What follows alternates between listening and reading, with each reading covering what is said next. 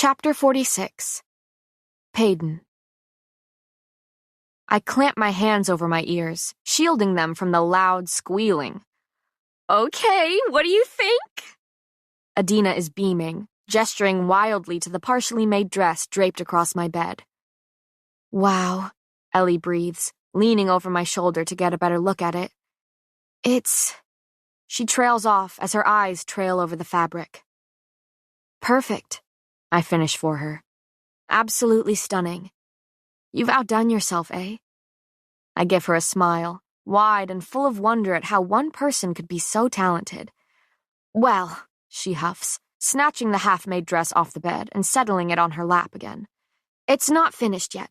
I only have 2 more days until the final ball, and it needs to be absolutely perfect, eh? I give her a knowing look. Don't stress, it will be perfect. Then I snort, shaking my head. You could put me in a flour sack and somehow make it look good. Adina looks truly alarmed at that suggestion. I would never put you in a flour sack.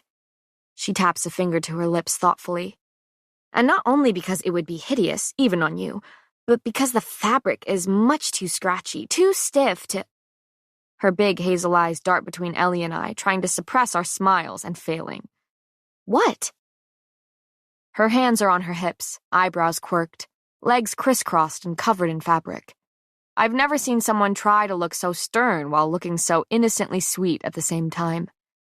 It feels good to laugh, to do anything other than train and snoop around the castle in the hopes of finding the tunnel on my own. But it seems that Kit is the only key, and I'm helpless without him showing me the passage. Helpless if he doesn't trust me. I've spent nearly every day with him, careful not to sound desperate when I casually mention details about loot, trying to entice him into sneaking away with me. Nothing. We're chatting quietly when a knock at the door has us all jumping. Ellie throws me a look, silently asking if I was expecting anyone, to which I give her a clueless shrug. She scurries to the door and opens it hesitantly, revealing a tall, smiling figure. Kit. Ellie dips into a curtsy, and I'm suddenly beside her, a slightly mocking smile on my lips as I say, Your Highness, what an unexpected surprise. Kit dips his head gracefully towards me. Why, Miss Grey, I hope I'm not intruding. His amused gaze flicks from Ellie to my bed, where Adina sits, wide-eyed and covered in fabric. Miss Ellie? Miss Adina? Would you mind if I stole Payden from you? Ellie offers him a shy smile, as Adina tries to stifle a shriek before calling, No, Your Highness, not at all. I duck my head, trying to suppress a smile from both embarrassment and amusement. Kit is already looking down at me when I peek up at him, his lips quirked in a smile. Shall we? Their giggling follows us all the way down the hall, and I sigh before asking, So, where are you stealing me off to? Actually, Kit glances around nervously, I was hoping you could steal me away. I blink at him, my heart beginning to beat quickly, but I school my features, feigning confusion. I'm not sure I follow. Kit slows and leads us into a corner before leaning over me. I'm startled by this sudden turn of events, his sudden proximity, and the sudden scent of spices that washes over me. His head dips close to mine, his voice dipping to a low hush with it. Loot. And there it is. That one word has my heart hammering. I want you to take me. Really? The word comes out breathy and a little too eager for my liking. Kit doesn't seem to notice, too busy scanning the corridor to make sure no one can overhear. Yes. His eyes are back on mine, searching. I shouldn't, but I should. What you said was true. All of it. I need to see my people. I can't rule over a kingdom I barely know, over people who have needs I haven't learned of. He pauses, considering something. I need to start deciding what I think is best. He sighs. I need to do this. As much as I don't want to go against my father, and as much as I know this is a damn awful idea, he chuckles, but the sound is strained. I know that if I don't do this now, I never will. And I have you to thank for reminding me of the type of king I never want to be. The joy that had warmed me only moments ago is gone, replaced by the frigid, icy fingers of guilt. I'm suddenly reminded of his kindness, his tolerance for me telling him off, his willingness to listen. And look where it's gotten him. Betrayal.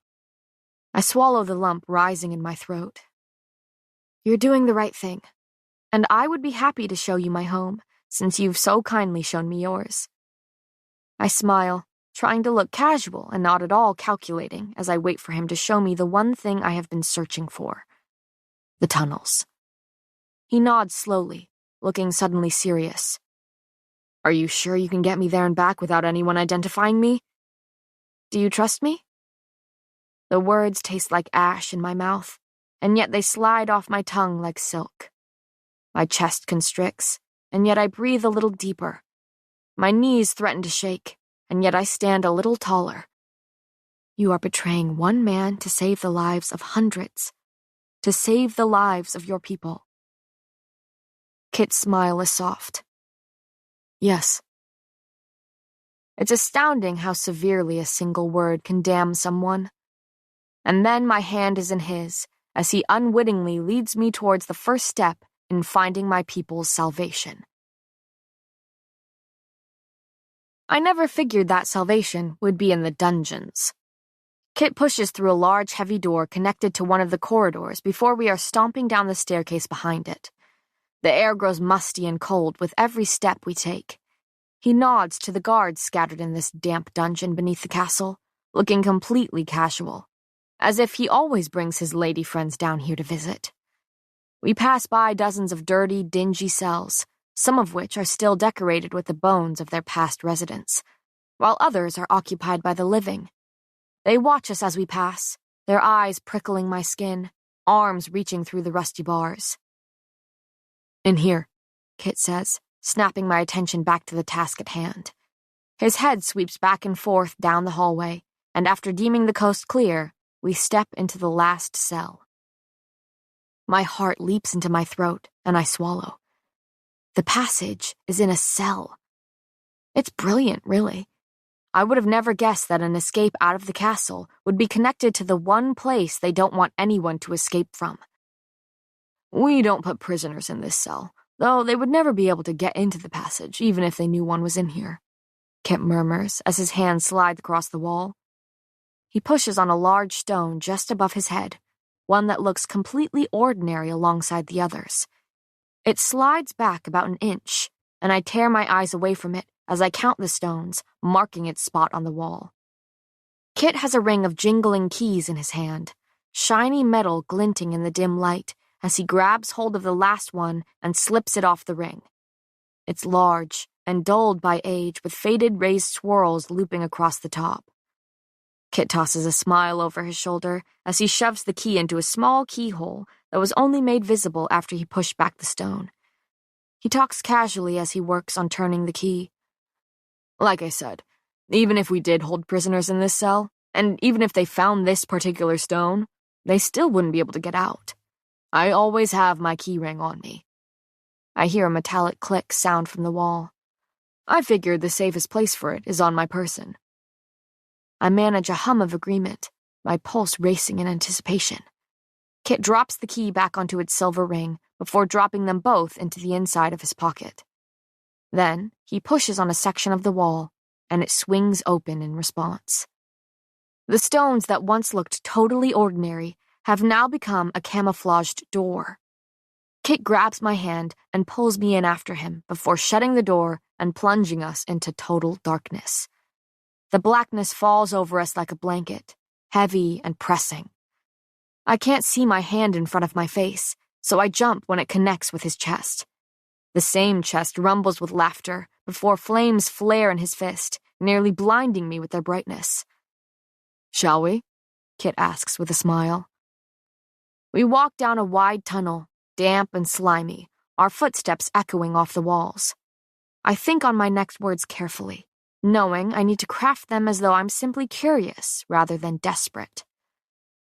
Where does this tunnel lead exactly? And are there a lot of these, like a maze underneath the one that is the castle? I ask, keeping my voice casual. My feet falter when we come to a fork in the tunnel where the path splits in two. Kit halts with me, his answer as casual as my question. This actually happens to be one of the main and larger tunnels, hence why it's one of the only ones I have a key to. Several of them are blocked off or too dangerous to use now. I keep my face neutral despite the worry weighing on my shoulders. What if the passage leading to the bowl is one of the dead tunnels? What if it has been blocked off or caved in, or... Kit nods his head towards the tunnel to the left, cutting through my thoughts as he says, That one leads out near the training grounds, but you can't open the door from the outside. Then he gestures towards the tunnel to the right. And the one we're going down leads to Bowl Arena and into the room under the box, the one we stayed in before the interviews. I nearly choke. Between coughs, I blame the outburst on the grimy air, and not the information he so easily shared with me. The exact information I needed. My head is spinning. I invented the idea of Kit using one of the tunnels to see loot in order to learn where the other ones were, and which one led to the bowl. And here we are, casually going through the exact one I needed to find. Kit pulls me down the tunnel towards the bowl, and I'm flooded with relief after finally discovering the passage. We walk and talk for nearly 10 minutes before Kit's firelight illuminates a heavy door. There it is. Salvation. He heaves it open, revealing the dark room beneath the box before propping the door open with a small rock so we can get back in when we return. Then we head to the trapdoor in the ceiling, pushing it open before I'm once again pulling myself up through it. I feel the ghost of his hands on my back before I climb into the glass box. Kit follows quickly after, and we step out into the empty arena. How exactly are we planning on getting to loot? I ask, raising my eyebrows at him. Since the stable boys can't know that we are quite literally riding off into the sunset, Kit flashes me a smile. We're headed to the field beside the bowl where many of the horses graze during the day. We make our way out of the arena through one of the many concrete tunnels, ominous even with its absence of a jeering audience. When we finally reach the clearing, the warmth of the sun is blocked by the looming bowl beside us. A beautiful white horse canters up to greet us, clearly excited to get away from the plague-forsaken place as well. I clear my throat and swallow my pride before muttering, I don't know how to ride. Then you better hold on tight, Kit replies with a grin, his eyes briefly meeting mine. Without a saddle, Kit helps me onto the horse before gracefully mounting himself.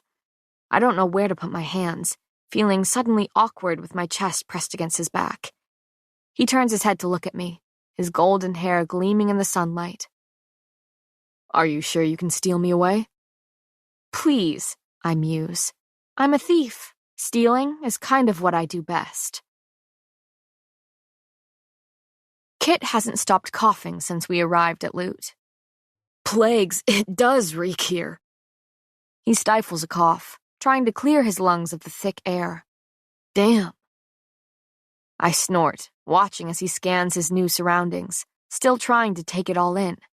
His gaze runs over the beaten merchant carts scattered across loot, all decorated with faded banners or torn signs. He takes in the crumbling buildings and shops outlining the wide street, watching as people meander in and out of them. His head swivels in the direction of each shout, listening as one man advertises his fresh catch of fish, while another haggles loudly with a woman over the price of fabric.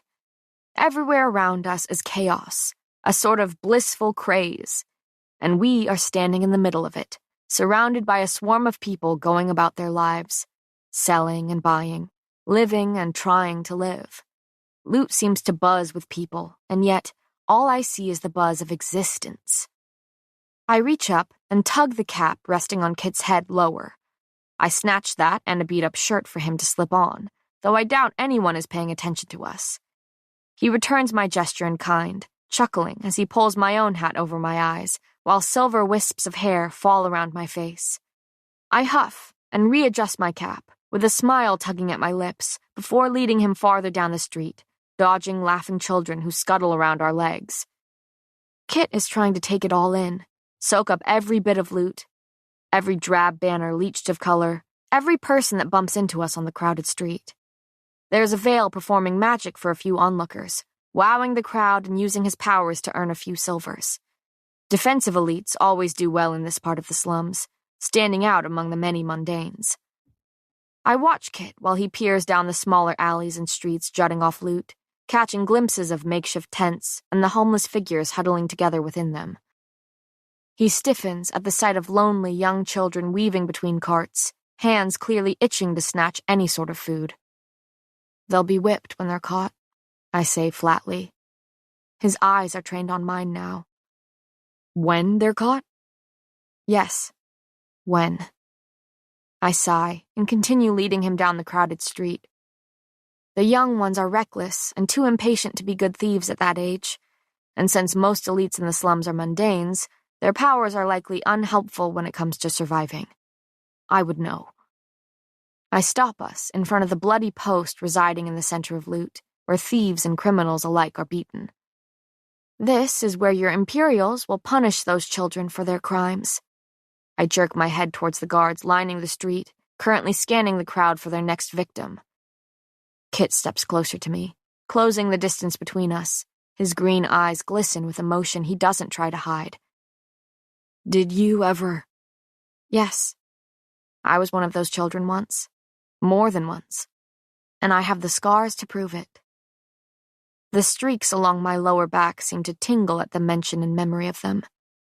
He looks at me with such pain, such pity in his eyes that for the first time since our walk in the garden, I can't bear to hold his gaze. So I pull him away before he can say another word. Come on, I want to show you something. I drag him down the street, holding his hands firmly so he doesn't get swept away in the crowd. No one pays any heed to the future king walking among them, or the ordinary in plain sight leading him. I stop at the end of a familiar alley. My makeshift little home is still tucked into the corner where I'm shocked to find it undisturbed. Bittersweet memories claw to the surface of my mind as I step towards the barrier of garbage and rugs I know as the fort. Kit is suddenly beside me, his arm brushing mine as he looks over the mound. This is where you slept. It's not a question. Home, sweet home, I whisper, surprised at how strained my voice sounds. And then my face is suddenly in his hands, and his voice has taken on a soft sort of sternness. I'm so sorry. I'm so sorry you had to live like this.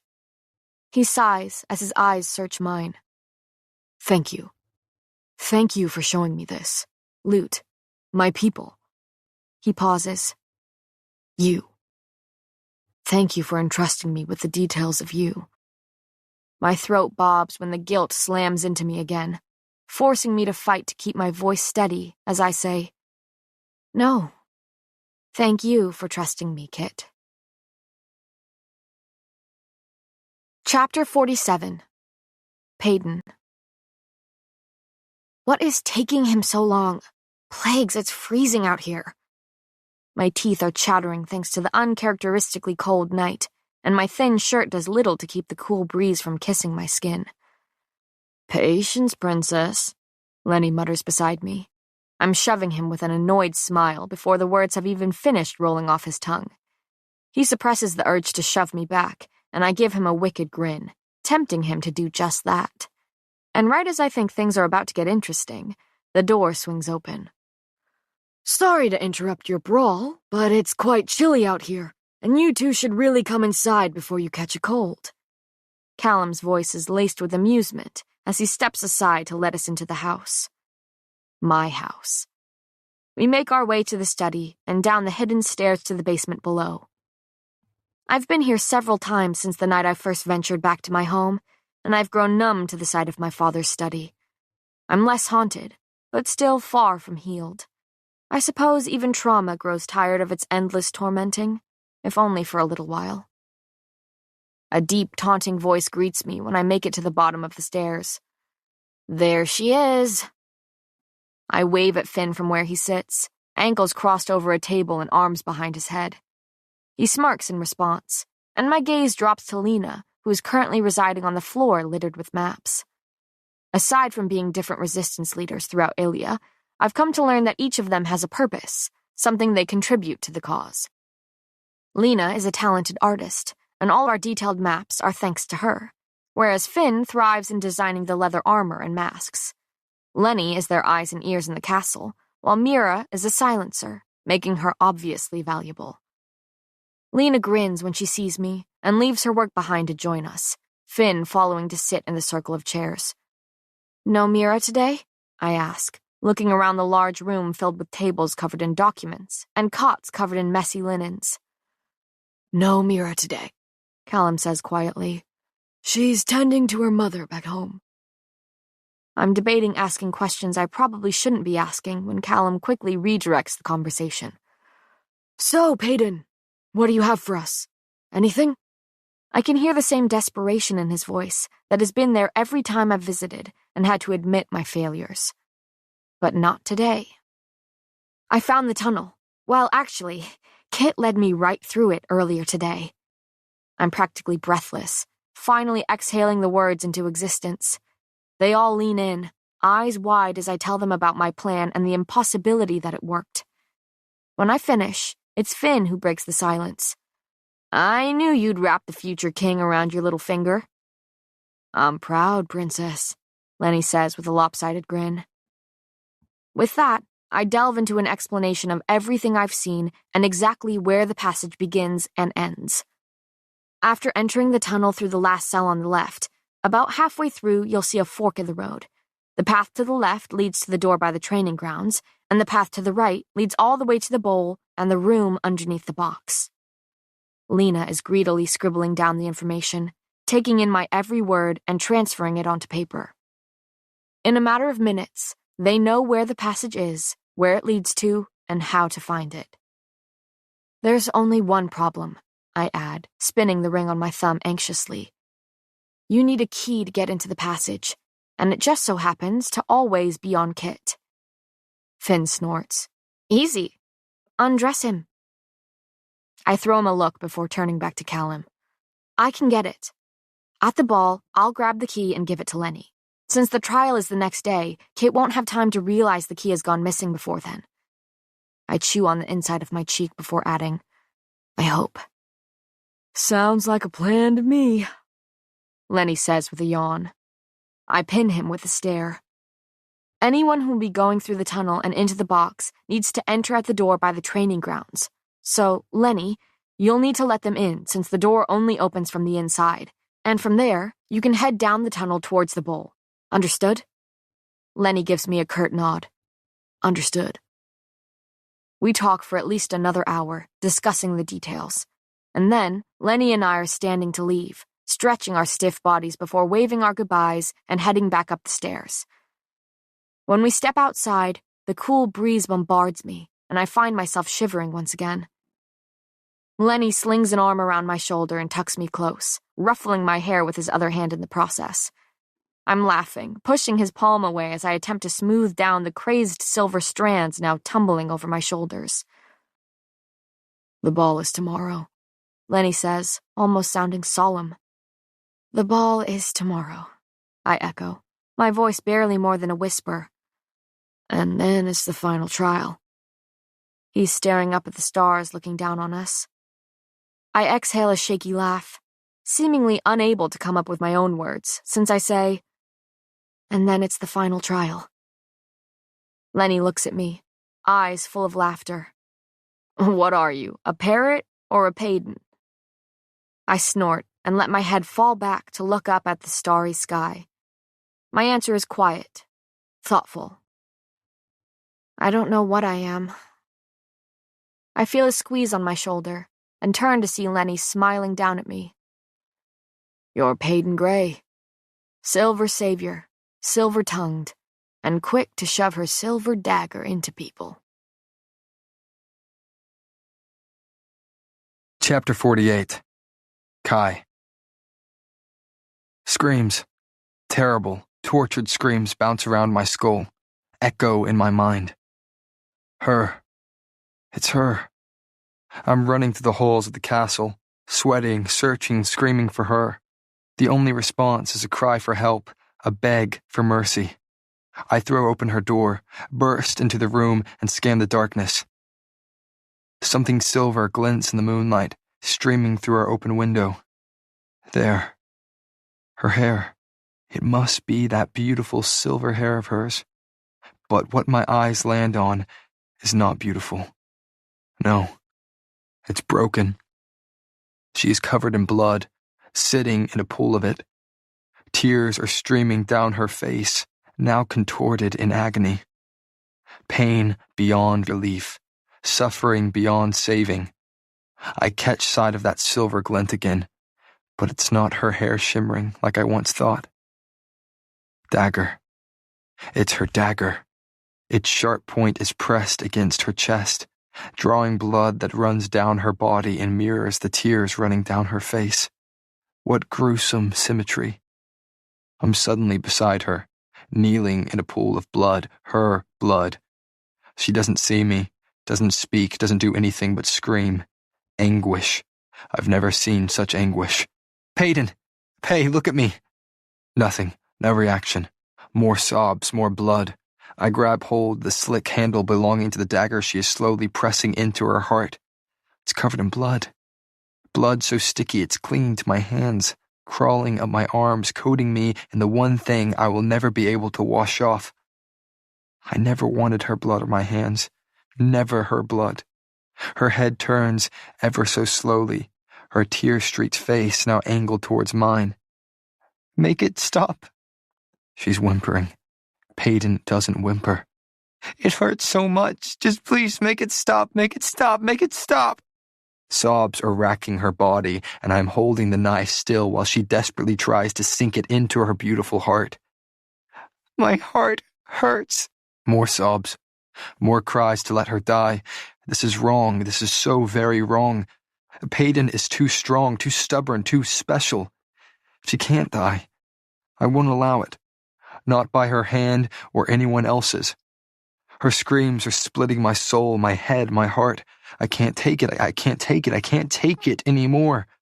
I feel tears stinging my eyes, streaming down my face. Now I'm begging her to stay, to live for me. I might even be screaming too, sobbing too, shaking too. Kai? My head whips around, and through my haze of hysteria, I make out a lanky figure looming over me. There is a familiar, boyish grin on his face, despite the blood pouring from his chest where a throwing star is lodged deep within. He falls to his knees, his eyes glossy as they bore into mine. This time I hear the scream rip from my throat as I lunge for him, cradle him, beg him to live. Footsteps echo off the walls, and I look up to see dozens of bodies surrounding me, all bloody and begging, all victims of mine. They stare at me, hatred burning in their gazes as they look upon the man who killed them. I know each of their faces, each of their wounds that I inflicted. They circle me, vultures anticipating a death. Then I hear a sound I know all too well. The sickening crunch of metal slicing through bone, of tendons tearing apart, of muscles morphing around a blade. She slumps to the ground, dagger in heart, lips in a smile. I'm screaming. I'm lifting her into my arms. I'm brushing her bloody hair back. I'm saying something, but I don't know what. My mind is numb. My heart is numb. Everything is numb.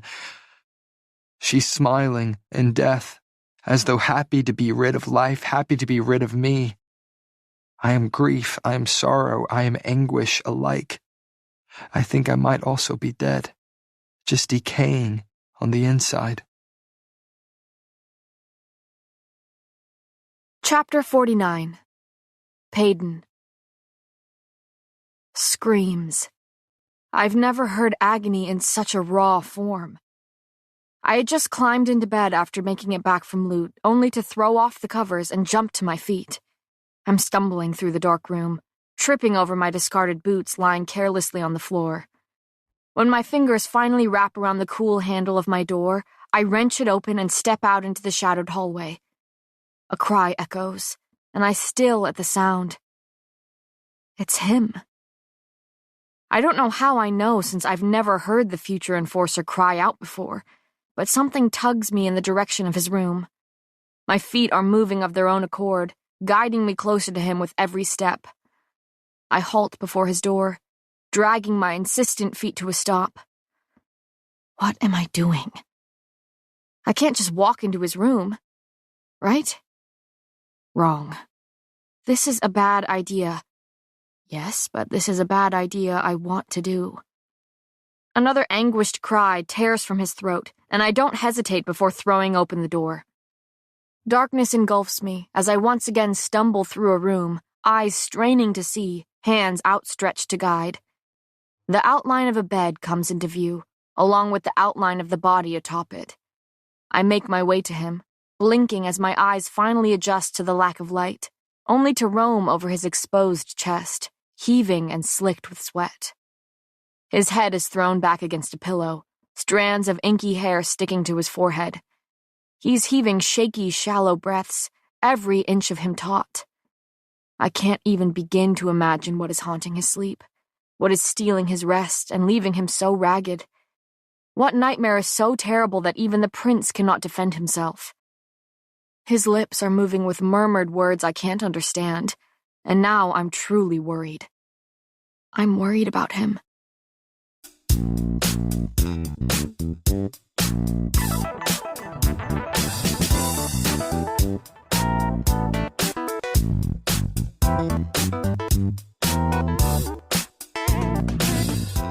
Lightning-fast trade execution. That's Kraken. So you never miss the moment. Trade confidently in the app or on desktop with real-time performance built in.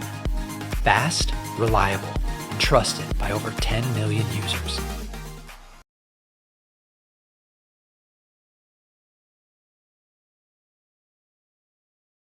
I let the thought sink in for a moment before placing a gentle hand on his shoulder and nearly gasping at the heat of his skin.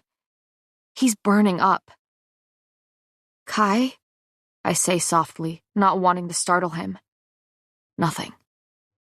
Kai? I speak his name louder this time, shaking his shoulder to try to shake him from his nightmare. He cries out again, and I nearly do the same. Now I'm panting, panicking, pleading with him to wake up so we can go back to bantering instead of begging him to open his eyes.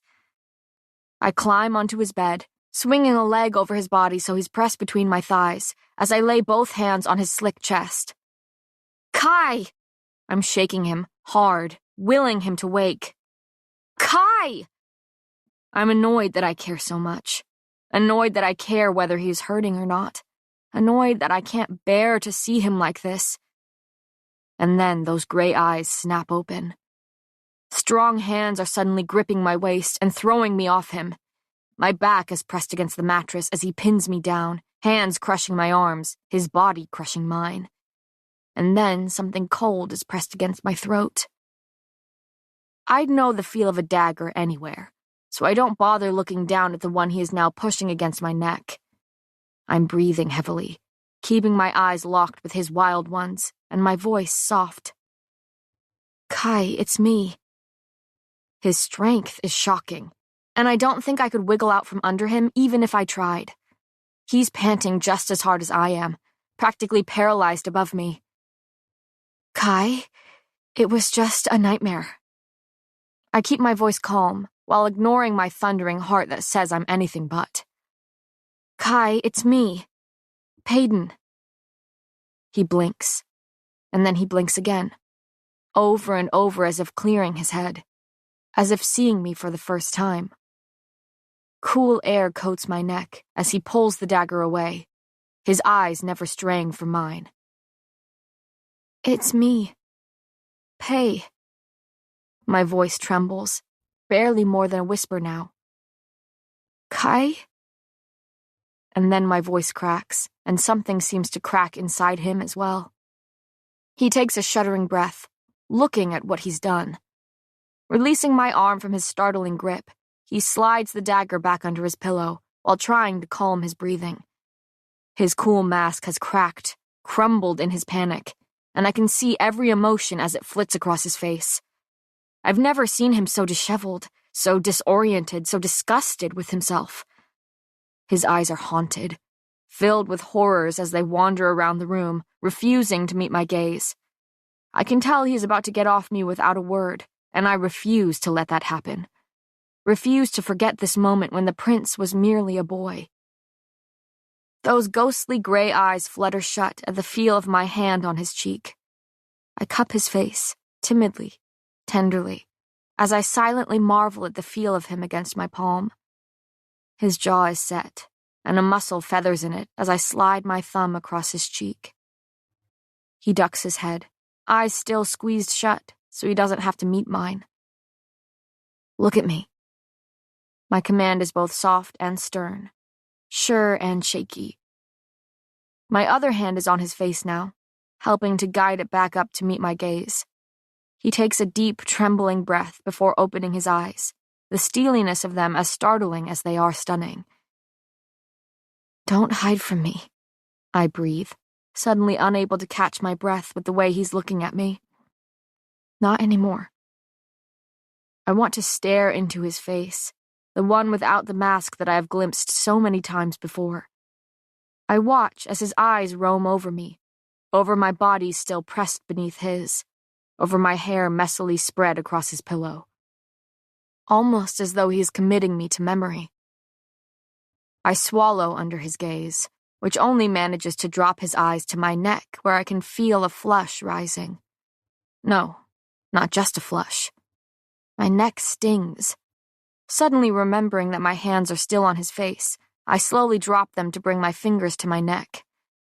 His swift hand catches my wrist before running his fingers gently over my throat. I barely suppress a shudder at his touch, at the feel of his calluses brushing my flushed skin. Look what I've done. His voice is rough, riddled with the remnants of sleep and raw with the cries that ripped from his throat. He pulls back his fingers, now smudged with sticky blood.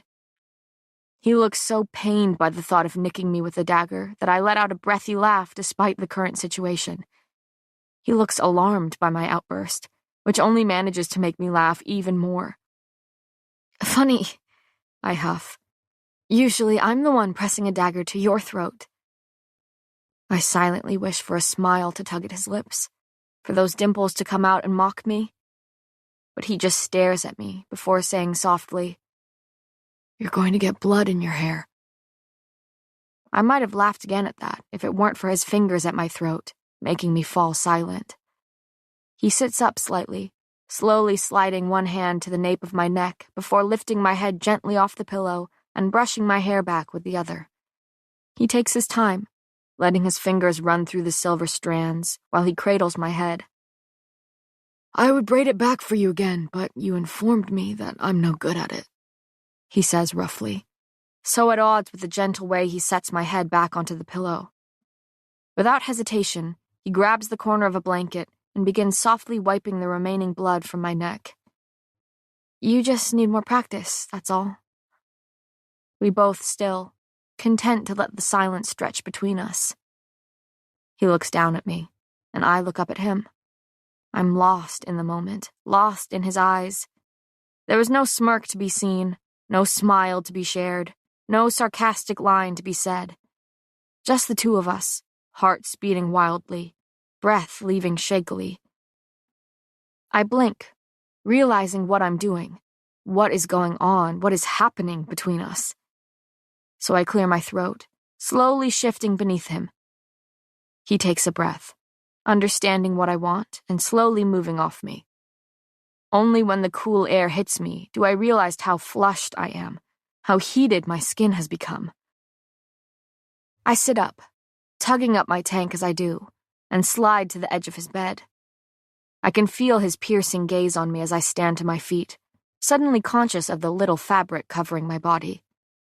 I take a step away. Another. Fingers brush the inside of my wrist. Stay. I still. Time stalls. Breathing ceases. It's astounding how severely a single word can affect someone. Please. My heart trips over itself at the sound of that word from his lips. Few have the power to make me plead. The weight that my next words hold is pressing down on me, crushing my lungs so no sound can come out of my mouth. What I say next could either drive a wedge between us or drive us closer together. Too close together. Do I stay? Do I go? My mind is screaming at me to do one thing, but my heart is pounding, pleading with me to do another. Despite the silence stretching between us, my jumbled thoughts are deafening. Even with my back still to him, I can feel his eyes on me, feel the ghost of his hands on me, feel what he is doing to me. What if I don't say a thing? Words can only damn if they are spoken. So that's just what I'll do. I won't speak. I won't think. I'll feel. I'll drown out the insistent thoughts and simply feel. I turn, slowly, and meet his gaze. His breath catches. His gaze softens. He didn't think I would stay. He expects everyone to leave him. And with that heartbreaking thought in mind, I don't hesitate as I lift the covers of his bed. He tracks the movement, watches my hands as they fold back the blankets, my body as I fold beneath them. I don't think he's breathing, and my head is spinning so much that I don't think I am either. I sink into his mattress, his soft pillows, the scent that covers them. Him.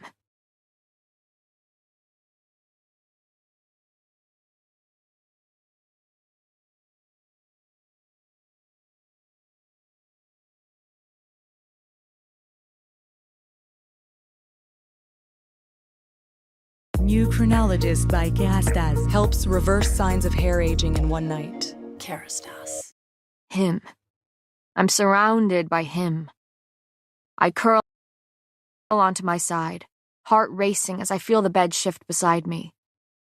And then I'm actually surrounded by him. His chest brushes against my back in question, silently asking if I want him closer or farther. I swallow before leaning back ever so slightly in answer. I want you closer. He doesn't hesitate. His arm is wrapped around my middle and tugging me against him before I have a chance to catch my breath. I'm pressed to his strong body, tucked between the covers and him. I feel secure and safe and more soothed in his arms than I have in years. I feel. Something about this, about us, seems different, intentional. We both wanted this. We weren't forced together because of the cold or because of an injury. I could have walked away, but I chose this. No, we chose this. We chose each other. And that terrifies me. His thumb is drawing idle circles on my lower stomach, and my tank is doing little to stop the heat of his fingers from seeping through. My eyes drift closed, somehow feeling tired yet too terribly aware of his body pressed against mine to let myself sleep. He rests his head in the crook of my neck, his breath tickling my skin as he murmurs, "Thank you." Those two words startled me enough to make me twist my head to look at him. I wonder how rare it is for the prince, the future enforcer, to say those words so earnestly. His face is close to mine, and he studies it thoughtfully, thoroughly, as if he has all the time in the world to do so. He tilts his head to the side, gently tucking a strand of hair behind my ear. My breath hitches when his fingers trail down the side of my neck, and he smiles, soft and sweet and satisfied. So very satisfied in this moment. A smile he's designed just for me. "Does it shock you that I would thank you?" he asks, voice low and quiet. I study the planes of his face, the perfection that is him. It shouldn't. Not anymore. I swallow as the truth of those words sink in. I've gotten to know him, gotten to see the man behind the many masks who is more than what his father has molded him into. I'm not sure how long I've been studying him when I realize how heavy my eyelids have become. I'm blinking, trying my best to escape the sleep that is desperately clawing at me, so I can continue memorizing his face a little longer. He's doing the same, taking in every inch of me with a look of wonder. I blink and my eyelids threaten not to open again, sleep daring to drag me away from this moment.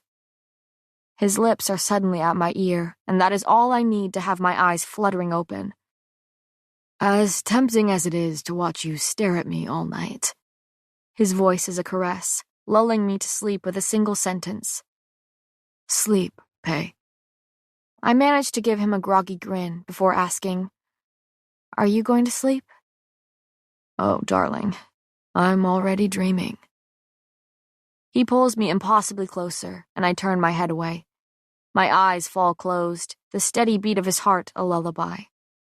I feel fingers combing through my hair, weaving loose strands together as I whisper, What are you doing? He ducks his head close to mine, and I feel his lips brush against my hair when he murmurs, Practicing.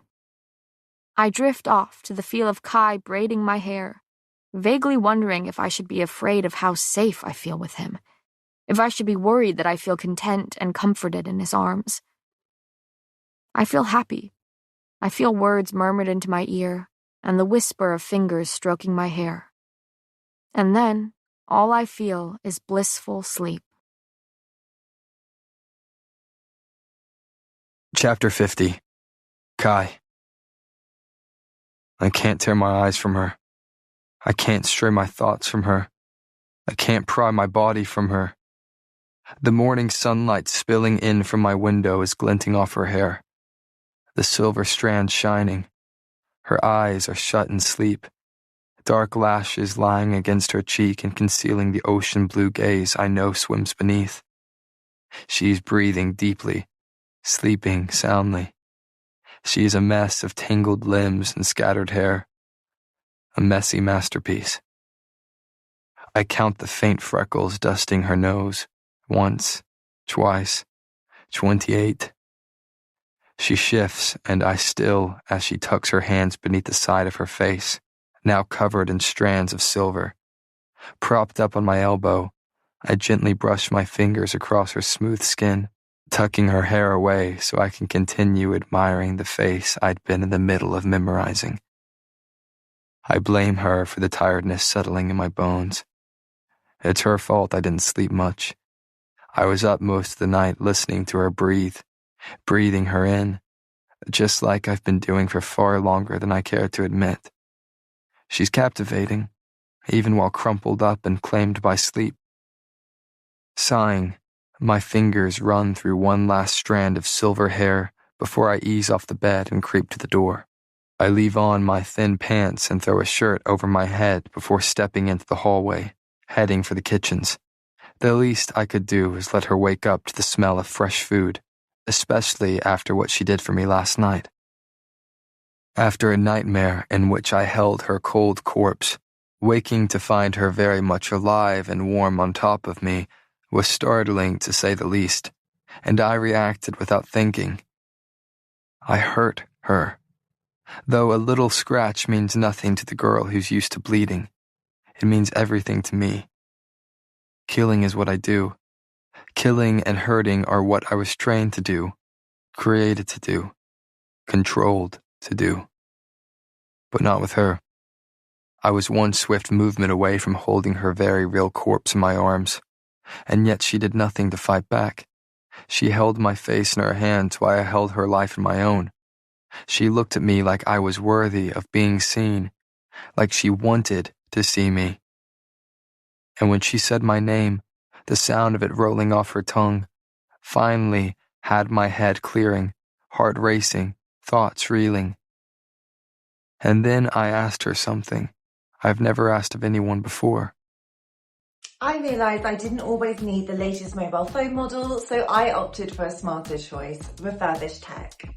With Back Market, I was able to choose the condition of my mobile phone and its battery. I don't need all the extra bells and whistles. I just need reliable quality tech. So I selected new battery and excellent condition. The 12-month minimum warranty is what really sealed the deal for me. Back Market. Downgrade now.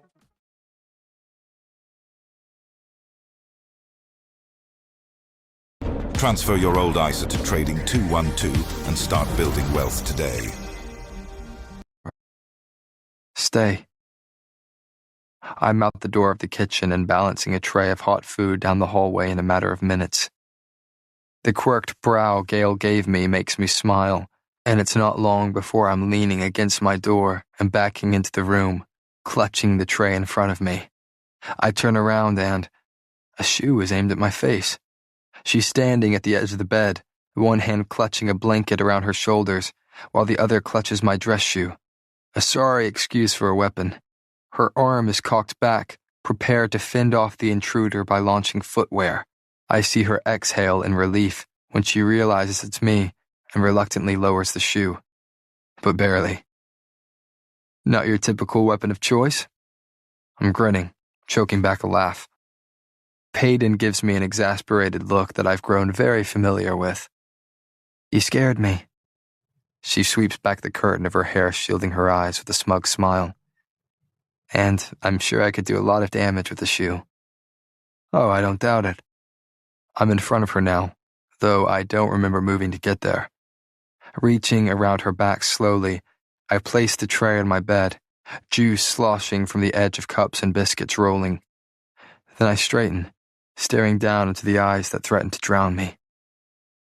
Good morning, Gray. The slightest frown tugs at her lips with the use of her last name. Back to formalities, are we? She says it casually, but her eyes speak a question she will never voice. What is going on between us? Well, you were just about to attack me.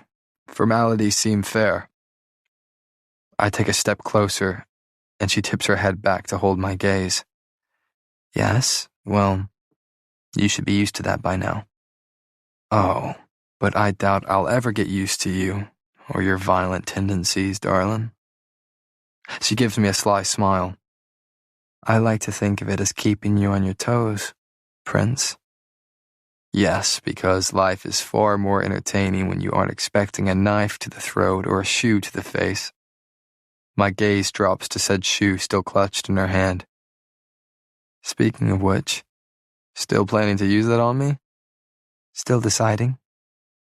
The smile I give her is a real one, a rarity that has recently become a rather common occurrence when I'm in her presence.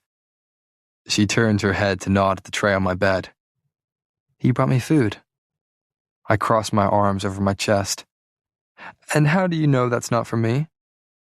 There are blueberries in the porridge, Azur.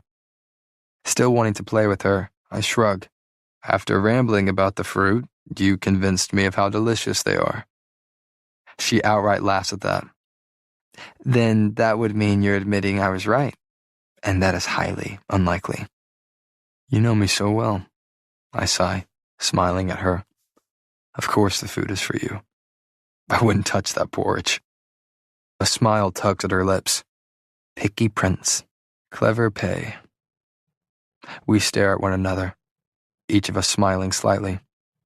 My eyes drop to her free hand still clutching a blanket around her shoulders, pulling it tightly when my gaze sweeps over her. You cold? She stiffens slightly. No. Then what is this? I'm eyeing the blanket before my fingers graze over hers, the one still fiercely fisted in the folds of fabric. Her gaze trails off from my face to my hand that is now trailing over her knuckles, her wrist, her fist, and the fabric in it. The way her breath hitches has my heart halting. It's a blanket. My laugh is quiet. I can see that, smartass.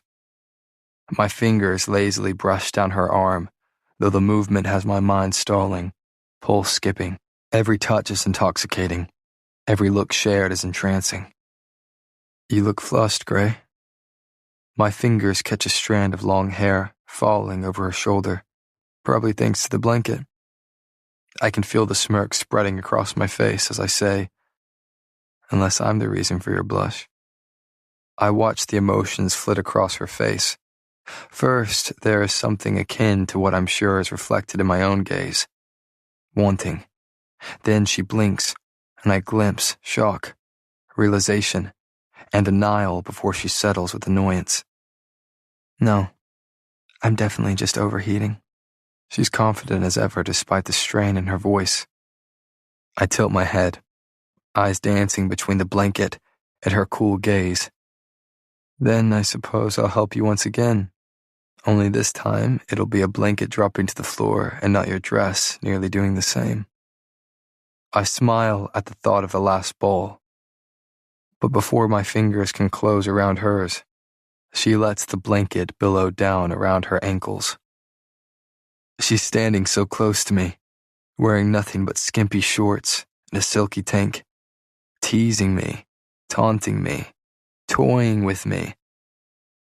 I hadn't been able to see the black fabric clinging to her body last night, blending in with the darkness around us. But now I can see it, see her, clearly. There's a fire in her eyes, burning and breathtaking. Just to be clear, Prince, I don't need your help, undressing or otherwise. Oh, of course not. Wishful thinking, I suppose. She huffs out a laugh. And are you unable to help being a shameless flirt as well? Well, clearly not when I'm with you. Oh. And what else are you when you're around me, She has me swallowing, has me nervous. I'm a fool. The smile she gives me is equally amused and alluring. Only when you're around me. Only for you. Her eyes lock with mine as she falls silent, suddenly still. I take a small step forward, only for her to take a slight step back, her legs now pressed against the edge of the bed. I swallow, hiding my frown. Why does she pull away? And since I'm also somehow kinder when I'm around you, I should thank you. Again, I don't think I've ever spoken so softly, so soothingly to someone before. And what scares me even more is that I don't think I ever will for anyone but her.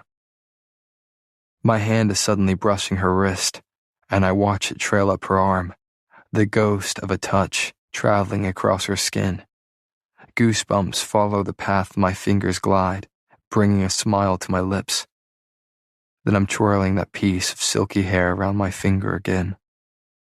Thank you, Pei, for last night. She shivers, and yet her flush is still very much present. I can't fight the smile spreading across my face as I murmur, despite my wanting to help, you still seem to be overheating, and you still seem to be to blame for that. She nearly snaps the words, seemingly annoyed with herself. I tuck that strand of silver hair behind her ear with a lazy grin, letting my fingers linger. Are you admitting to me making you flushed? Making you nervous? Making me annoyed, she supplies, because you certainly are doing that. I look away, shaking my head. Liar. Was it my left foot that gave me away, or did you come to that conclusion on your own? My gaze has shifted back to her, blue and bewilderingly beautiful. Then my eyes drop to her lips, soft and pulled into a frown she seems to be fighting to keep on her face. I step even closer. She leans in. I can't take my eyes off you long enough to give a damn about what your foot is doing. So yes, I came to that conclusion on my own. Her gaze is burning, boring into mine, begging me to come closer. So I do. I can't stay away from her. I don't want to stay away from her. I'm sweeping hair out of her eyes, letting my fingers skim her skin. Simply touching her sends a shock through me, sets my heart racing. And I know she feels it too. Her eyes are flicking between mine and my mouth, lashes fluttering. I can't do it anymore. I can't stop myself from wanting this, wanting her. I shift closer. Her lips part, and there's something digging into my throat. What the hell? She has the damn shoe pressed against my neck. I should go. Her words are barely more than a whisper murmured against my lips, as if she's speaking to herself, reminding me of our time under the willow when she uttered those same unsure words. I clear my throat, untangle my hands from her hair and straighten.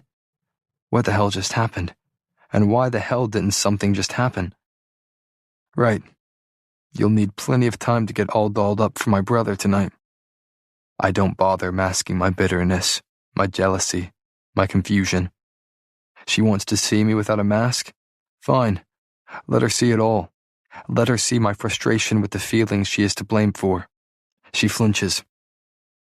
The girl who has slain wolves, scaled mountains, and survived the slums just flinched. I've never seen anything like it. Never thought I would. The sight has my heart sinking, has me wanting to pull her into my arms and hold her there. But instead, I find myself taking a measured step back, putting a space between us. I don't trust myself around her. Don't trust myself not to reach out and touch her, taste her. She opens her mouth, warring against the words she desperately wants to say, the ones I never get to hear because she clamps her jaw shut, sealing her thoughts from me. I watch her for several slow seconds, watch her take a deep breath before leveling me with a calm stare. "You're welcome," she says softly. "For last night, no one should have to endure the terrors of their own thoughts alone. Nightmares can be our worst nemesis. I know what that's like." And she grabs my hand and drops the shoe into it before striding out the room. I'm contemplating getting drunk again. The alcohol swirling in the glass gripped between my fingers is tempting, teasing me to finish it off before following it with a few more. All just so I can get through this last damn bowl. Couples have begun dancing now that the flow of women arriving has slowed significantly. It seems that this final ball will be the only hint of normalcy in this year's trials. I traded Blair off to a young gentleman for a glass of wine, and I'm wondering why I hadn't done it sooner. While contemplating whether to down the remaining contents of my drink, I look up to find a group of ladies surrounding me, all clad in varying shades of green. They are all giggles and grins while I nod and talk politely, boring myself with how bland I'm being. I'm just about to make my exit from the conversation using a mediocre excuse when someone catches my eye. Someone who has me stunned and staring. Someone who is standing in a sea of black. Draped in a midnight fabric, the faint sparkles dusting her dress wink like starlight. Like a shadow, the fabric clings to her body. Like a second skin, it outlines her curves as she steps down the stairs. Her tanned arms and chest glisten against the inky fabric wrapped around her. From her waist up, the dress is a detailed corset, cinching her in and displaying her chest and collarbones. The stomach of the corset is see-through, with designs of swirling flowers and beads contrasting against the tan skin showing beneath it. Loose strips of black, intricate sleeves connect the top of the corset and hang off her shoulders limply. Layers of satin spill from her waist to the floor in a wide pool around her. My eyes trail up her bare legs, exposed through the slits traveling up both sides of the dress and ending high up her thighs. And there, strapped and displayed for all to see, is her silver dagger, its swirled handle matching her attire.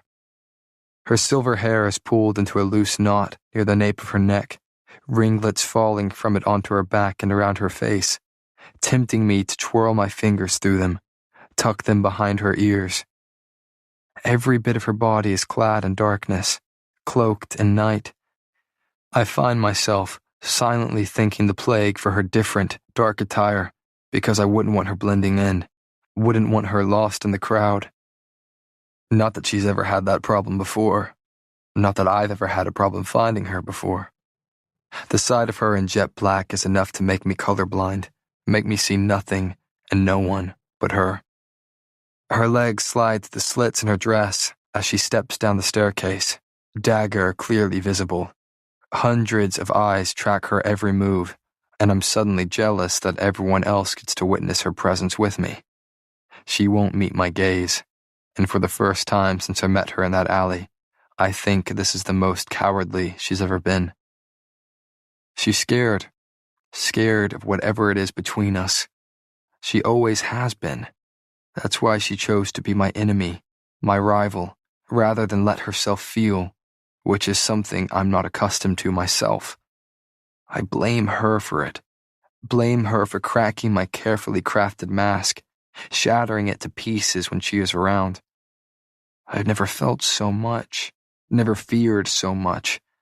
But if I must endure the consequences that feeling something for her brings, then so does she. It's like a tangible tether between us, this consuming connection. I will her to meet my eyes. And when they do, sparks, electricity. Everything beautiful, everything bold, everything breathtaking. That is what I feel in her gaze. That and terrified of what she is doing to me.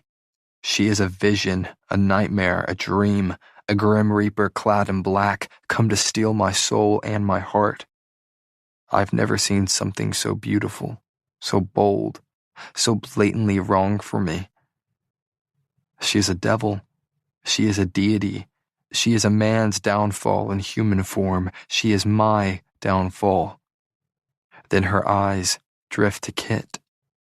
The connection snaps, and I'm left feeling empty besides the jealousy growing inside of me. Why did I ever think I could have her? Ever think she would have me? Because beasts don't get the beauty.